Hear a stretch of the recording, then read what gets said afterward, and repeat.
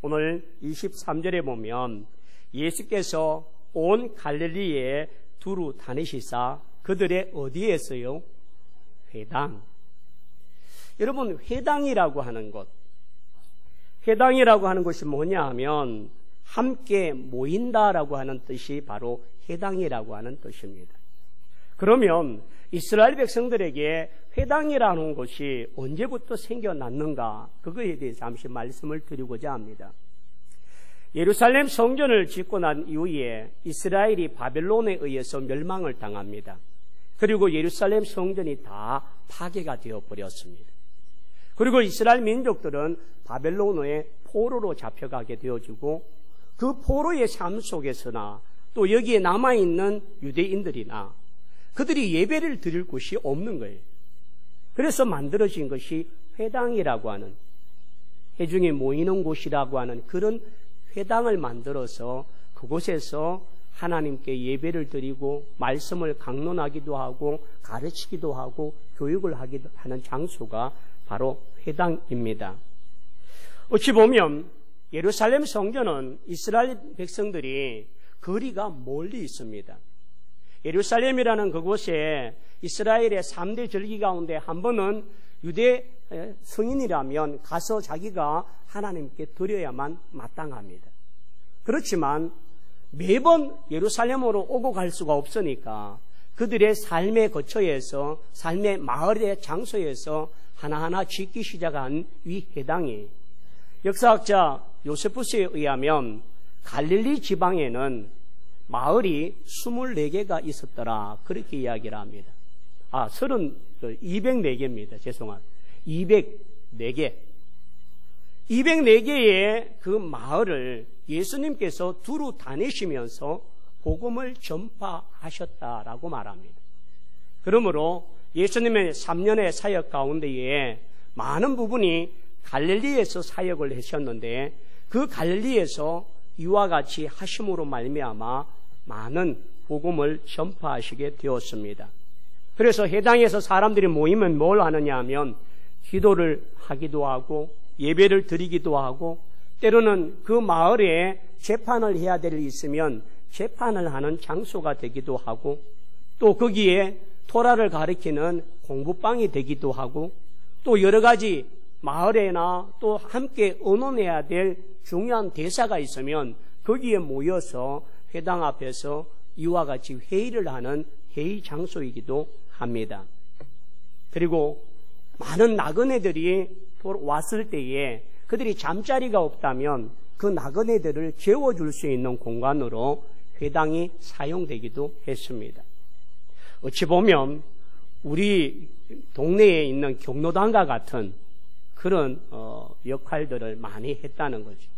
그래서 거기에는 제사장들이 다 있지를 못하니까 거기에 있는 연장자들, 장로님들, 그런 분들이 두루마리 성경을 읽어주고 강론하기도 하고, 또 어떤 사람이 나는 오늘 성령 충만을 받았는데 나도 말씀을 한번 전하고 싶다 하면 그런 사람들에게도 기회를 주기도 하고, 그래서 회당에는 누가 목회자가 있어서 정확하게 매주일마다 강단에 서는 것이 아니라 그 연로들 한 장로님들에 의해서 회당이 운영되어지고 예배를 드리고 관리가 되어졌습니다. 그런 의미에서 예수님도 회당에 들어가서 두루마리 성경을 펴시고 그들에게 말씀을 강론하시게 된 이유가 바로 제사장이 아니었지만 그와 같은 일들을 다 하게 되는 모습입니다. 그래서 회당에는 세 가지의 분류가 나타나는데, 기도하는 자들이 그곳에 오기도 하고요, 또 율법과 예언서를 낭독하고 읽기 위해서 오는 사람들, 예루살렘의 그 성전에 가보면 그 통곡의 벽이라고 하는 그 벽 옆에 보면 이 유대인들이 모자를 쓰고 거기에서 토라를 읽고 막 묵상하느라고 정신이 없어요. 바로 회당은 그렇게 하나님의 율법서를 낭독하기도 하고 읽는 곳이기도 합니다. 또 말씀을 배우기도 하고 질문하는 것. 여러분, 탈무드라고 하는 유대인의 경전을 아시지요? 바로 이런 가르침 속에서 서로 주고받았던 교훈들의 집이 바로 탈무드라고 하는 책들로 나타나기도 합니다. 그래서 예수님은 이 갈릴리 지방의 회당을 중심으로 해서 예수님은 204개의 마을이 있는 그곳을 두루 다니면서 가르치시고 전파하시고 고치는 사역을 하셨다는 말씀입니다. 그렇다면 예수님의 가르침은 그 시대의 바리새인들과 서기관들과의 가르침과는 달랐더라라고 말씀하십니다. 그리고 예수님의 가르침에는 권세가 있더라라고 말씀하셨습니다. 그러면 그 시대의 바리새인들은 가르칠 때 어떤 내용들을 주로 했느냐? 하나님의 말씀을 가지고 사람들을 정죄하는 도구로 사용했습니다. 누군가 간음하게 되면 간음하지 말라 하지 않았느냐라고 하는 그것으로 그 사람을 정죄하고 판단하고 비판하여서 돌로 쳐 죽이는 도구로 말씀을 사용했습니다. 그러다 보니까 바리새인과 서기관들의 말씀은 어떤 사람들을 비난하고 비판하는 도구이기 때문에 그 말씀을 듣는 자체가 이미 내가 비난받는구나, 내가 정죄를 당하는구나, 내가 심판을 당하는구나 라고 하는 그런 느낌을 받기 때문에 받는 사람에게는 거부감이 가득합니다. 행하는 말씀을 전하고 그것을 선포하는 사람은 그 사람의 죄를 보고 그 사람의 죄에 대해 지적하여 회개한다고 말하지만 회개가 아니라 책망을 하고 있고 비난을 하고 있는 방법입니다. 그렇게 되면 바리새인과 서기관들의 가르침 앞에 선자들은 절망합니다. 나 같은 사람은 안 되는구나. 나는 용서를 받을 수 없구나. 나는 더 이상 성결한 사람이 아니구나 라고 해서 포기를 해버립니다. 그래서 절망을 하게 되고 좌절하게 되어져서 하나님을 멀리 떠나게 만드는 것이 그 시대의 바리새인들과 서기관들의 가르침이었습니다. 그런데 예수님의 가르침은 아니었습니다. 예수님의 가르침은 회복을 원하십니다. 하나님이 인간을 창조하실 때에 하나님의 형상대로 만드시고 하나님 보시기에 좋았더라고 하는 그 아름다운 인간의 완전한 회복을 위하여서 예수님은 그들에게 말씀을 선포하십니다.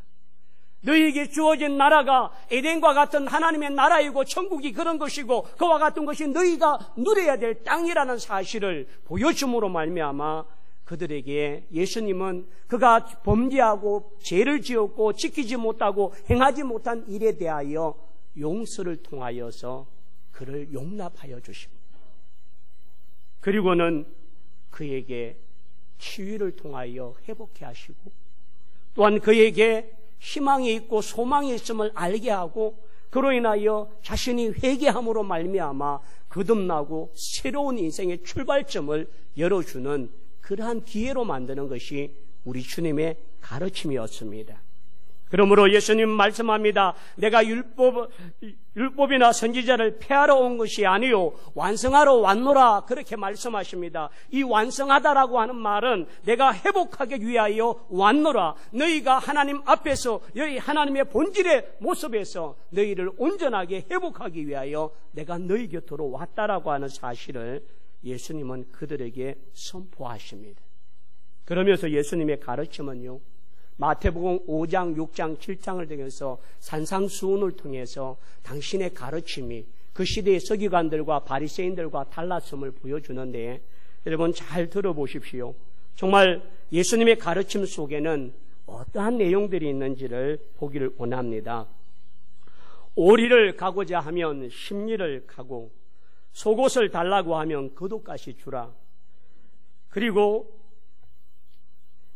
하나님이 온전한과 같이 온전하라 라고 말씀하시고요. 너희가 예물을 제단에 드리다가 형제에게 원망 들을 만한 일이 있거든 가서 형제와 화목하고 와서 제단에 예물을 드리라 라고 말씀하고 있습니다. 간음하지 말라고 하는 이것만이 아니라 여자를 보고 음욕을 품은 자마다 이미 간음하였다라고 말씀하시고 오른 눈이 너를 실족게 하거든 뼈버리라. 백체 중 하나를 없어지고 온몸이 지옥에 던져지는 것보다 유익하니라. 만일 내 오른손이 너를 실족게 하거든 찍어내어 버리라. 내 백처 중에 하나가 없어지고 온몸에 지옥에 던져지지 않는 것이 유익하니라. 또한 예수님 말씀합니다. 너희에게 악한 자를 대적하지 말라. 누구든지 내 오른뺨을 치거든 왼뺨도 돌려대며 누구든지 너를 고발하여 속옷을 가지고자 하는 자에게 겉옷까지 가지게 하며 누구든지 억지로 오리를 가게 하거든 그 사람과 심리를 동행하고 내게 구하는 이에게 주며 내게 꾸고자 하는 자에게 거접하지 말라. 내 이웃을 사랑하고 내 원수를 미워하지 말라. 내 원수를 사랑하며 너를 핍박하는 자를 위하여 기도하라. 사람에게 보이려고 너희 의를 행하지 말고 보이지 않는 하나님의 상급을 바라보라고 말합니다. 너희가 구제할 때에 오른손이 하는 일이 왼손이 모르게 하는 것처럼 은밀하게 행하라. 너희가 금식을 할 때에 너 머리에 기름을 바르고 얼굴을 씻어라. 너희는 먼저 그 나라와 그 의를 구하라. 그러므로 내일 일을 염려하지 말고 내일 염려할 것이요 한날의 괴로움은 그날에 족하니라.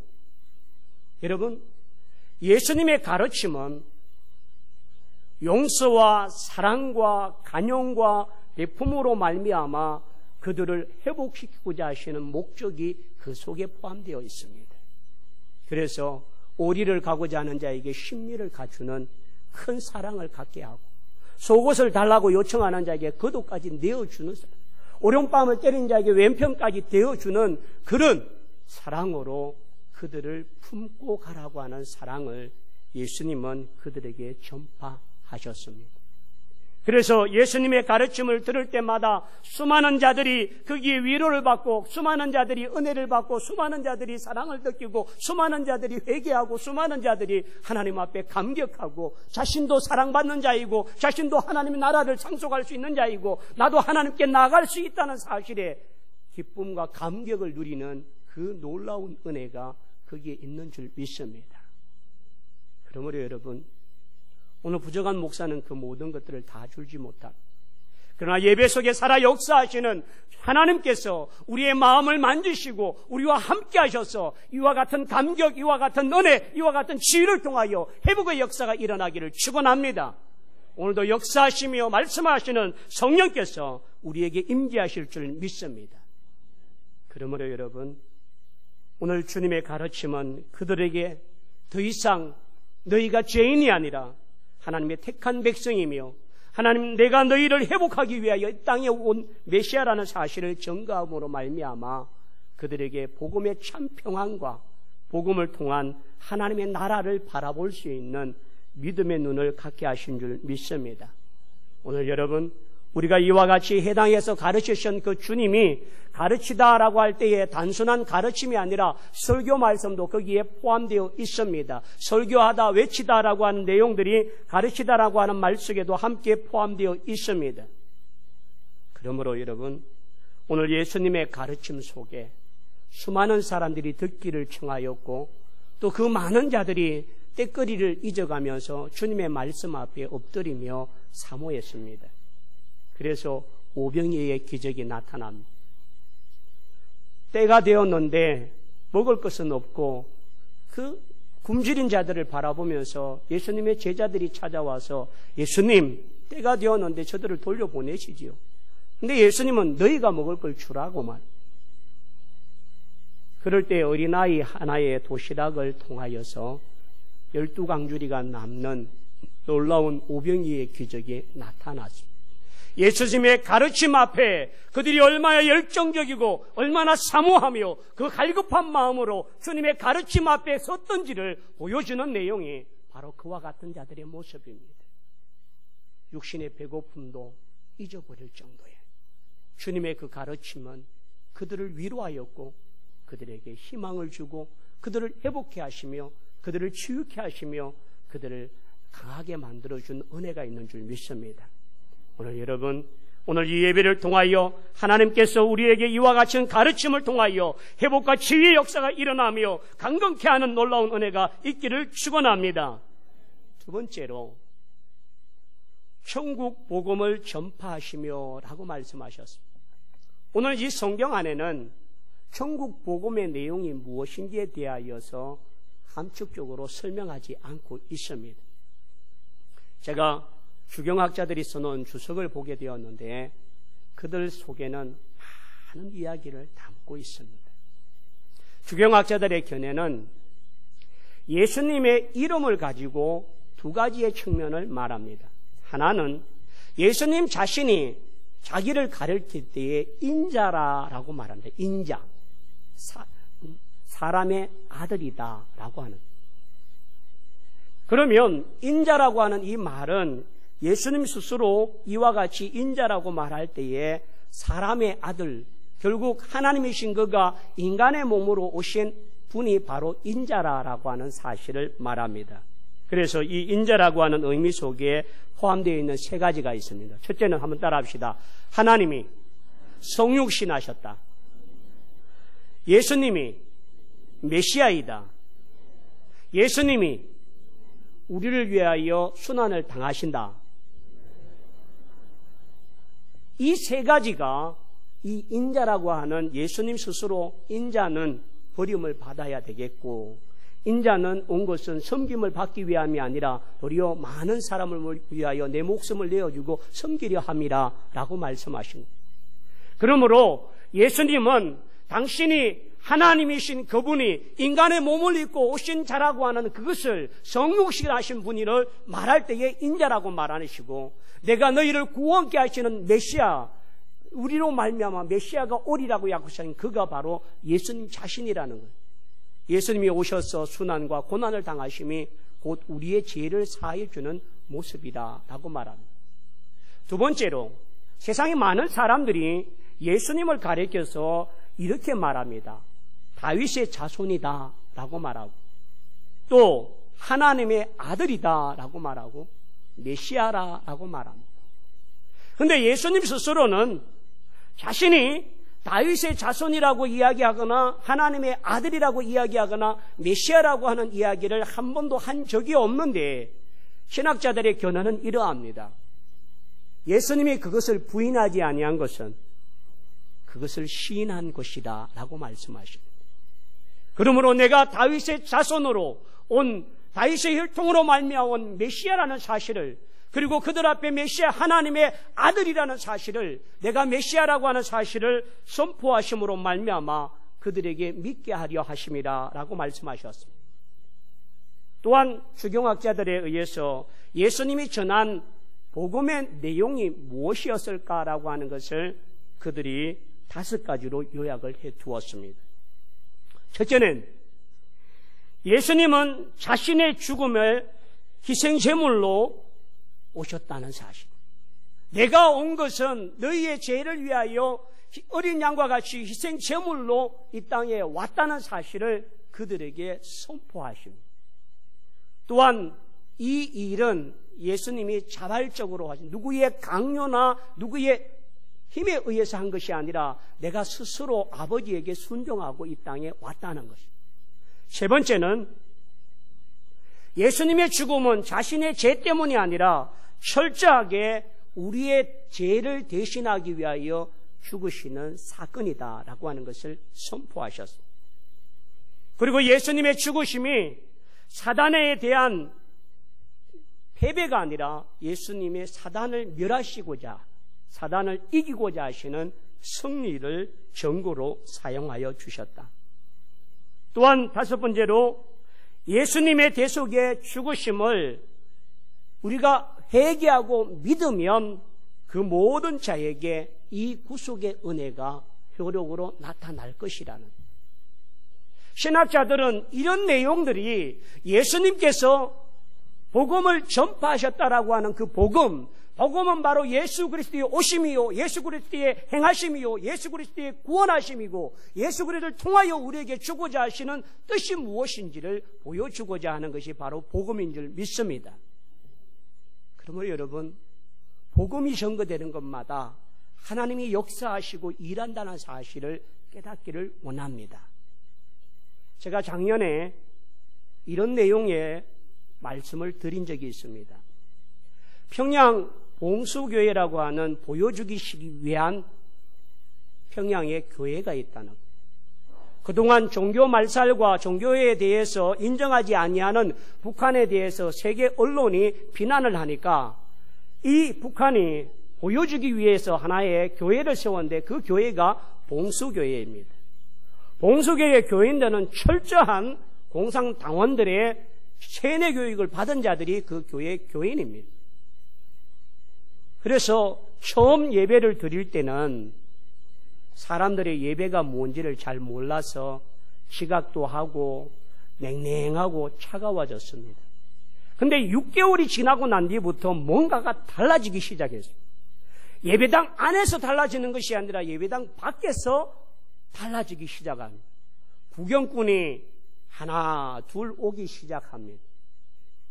평양에 예배장이 생겼다라고 하는 그것이, 봉수교회라고 하는 그것이 사람들에게 알려지니까 시내에서 25분 거리에 되어지는 거리에 있는 이 봉수교회를 향하여서 사람들이 아침부터 걸어서 교회 앞에 안으로 들어오지는 못한 그 당원들만, 교인들만 들어갈 수 있어요.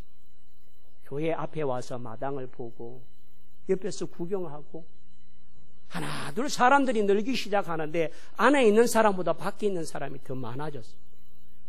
그러다 보니까 그들의 바람이 예배장에 들어오지 못하지만 밖에서 뭔가를 사모하고 예배가 있고 예배를 드릴 수 있는 교회만 있다고 하는 그것을 보고서 이 사람들의 감동과 감화가 엄청나게 일어났어요.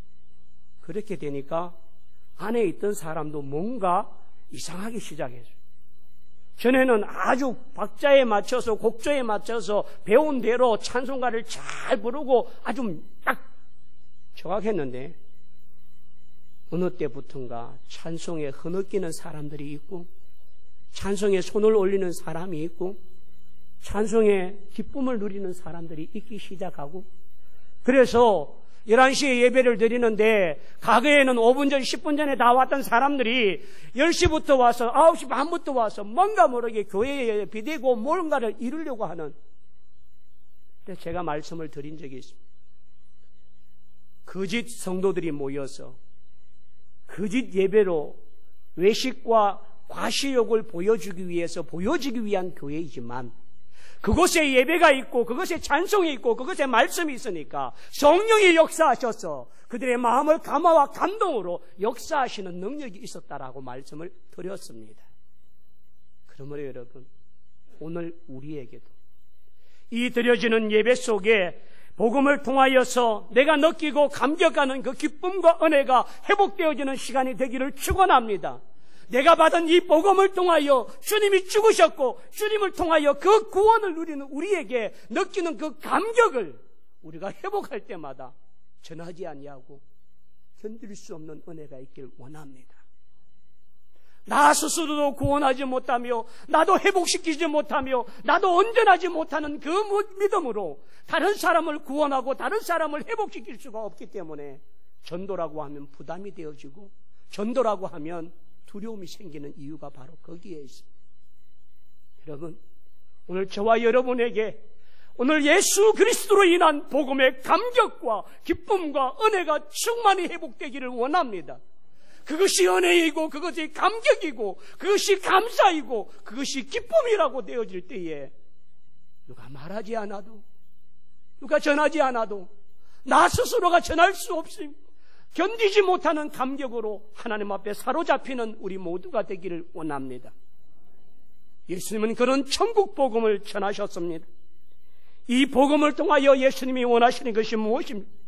누가복음 4장 18절과 19절 말씀에 주의 성령이 내게 임하셨으니 이는 가난한 자에게 복음을 전하게 하시고 내게 기름을 부으시고 나를 포로된 자에게 자유를, 눈먼 자에게 다시 보게 함을 전파하며 눌린 자를 자유케 하고 주의 은혜의 해를 전파하려 하심이라 라고 말씀하십니다.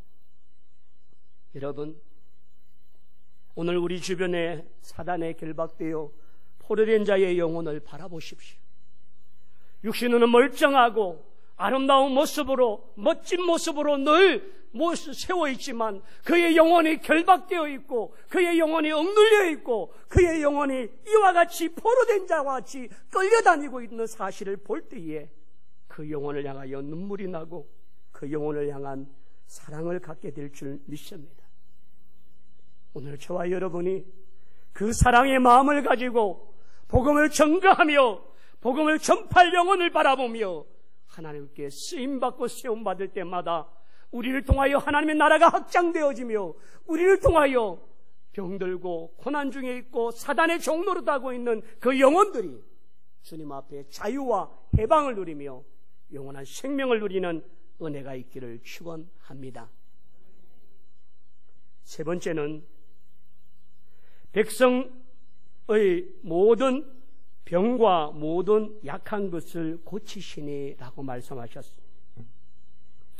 고치는 것, 회복시키고 깨끗게 하시는 것이죠. 예수님의 이적과 능력을 통하여서 보여주고자 하는 것이 무엇입니까? 여기에 보면 온 수리아에 퍼진지라 사람들이 모든 앓는 자, 곧 각종 병에 걸린 자, 고통하는 자, 귀신 들린 자, 간질하는 자, 중풍병자들을 데려오니 그들을 다 뭐하더라고요? 고치신다. 고치시더라라고 하는 이 말씀을 통하여서 예수님이 누구이신가를 사람들에게 보여주고자 하시는 것입니다.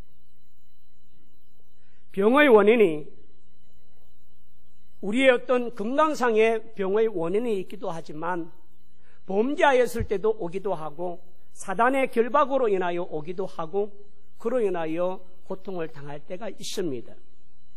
예수님께서 치유를 행하실 때에 꾸짖으시니다라고 하는 단어를 사용하실 때는 그를 결박하고 있는 악한 영들을 축사하시고 내어 쫓기 위하여서 말씀하시는 경우가 있습니다. 누가복음 4장 39절에 보면 베드로의 장모가 열병에 걸려서 고통 중에 있습니다. 근데 그 베드로의 장모에게 예수님은 이렇게 말씀합니다. 예수께서 가까이 서서 열병을 꾸짖으신데 병이 떠나고 여자가 곧 일어나 그에게 수종드니라. 꾸짖으신데 뭐가 떠나요? 병이 떠나고 여자가 곧 일어나 그에게 수종드니라. 이 꾸짖다라고 할 때 이 꾸짖는 것은 사단을 명하여서 나가라고 할 때에 사용하시는 용어입니다. 그러므로 모든 병이 사단으로부터 온 것이 아니지만 예수님은 고치시고 치유하시고 일어나라고 말씀하시고 회복케 하시는 모든 일을 통하여서 우리에게 보여주고자 하시는 것은 모든 죄가 사함받을 수 있다는 사실을 선포하시는 것입니다.